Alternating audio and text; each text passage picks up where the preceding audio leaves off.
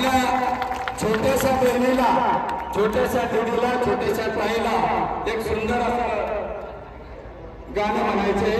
हा आपल्याला सूचना आहे, भोंग्याजवळचे उभे, भोंग्याजवळ कृपया भैया त्याचे वायर जर तुटले आवाज येणार नाही आणि आम्हाला तिकडे जोडायला येता येणार नाही।